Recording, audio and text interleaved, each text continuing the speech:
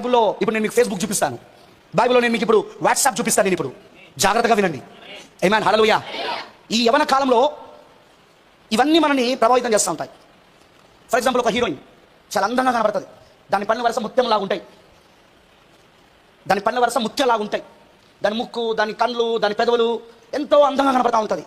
అలాంటి స్త్రీ వేసుకునే డ్రెస్సు, ఆ అర్ధనగ్నంగా తయారవుతున్న డ్రెస్సు, లేదా శరీరాన్ని హత్తుకునే విధంగా ఉండే డ్రెస్సు, శరీరాన్ని అంటుకొని ఉన్న డ్రెస్సు, లేదా లోపటి వస్త్రాలను కనబడే విధంగా ఉండే డ్రెస్సులు చాలా మంది యవన స్త్రీలను ఆకర్షిస్తూ ఉంటాయి. చాలా మంది యవనస్తుల అమ్మాయిలను ఆకర్షిస్తూ ఉంటాయి. వాళ్ళు పెట్టుకున్న కమ్మలు, వాళ్ళు కట్ చేసుకున్న ఐబ్రోస్, వాళ్ళు చేసుకున్న దాని ఏమంటారంటే ఐలాష్ అని తెలుసా మీకు? ఆ కళ్ళకు రంగులు వేసుకుంటారు. అది అలానే ముందు జుట్టు కత్తిరించుకోవడాలు, ఇవన్నీ కూడా ఎంతో ఆకర్షణీయంగా అమ్మాయి కనబడేలా చేస్తుంది. ఆ అమ్మాయి చూసుడుతోటే కళ్ళు దిప్పబుద్ధి కాదు, అట్లనే చూడబోతుంది. You feel that she's angel. ఆమెకు దూతలాగా నీకు అనిపిస్తుంది. మరి ఆమెను చూసినప్పుడు ఏమనిపిస్తుంది అంటే, బా దూతను చూస్తున్నాడు అనిపిస్తుంది, కానీ నీకు దయ్యాన్ని చూస్తున్నావు అని.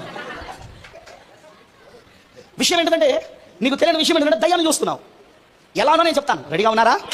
యవనస్తులకు యవనస్తురాలకు ఇద్దరికి చెప్తాను నేను. ఆమేన్.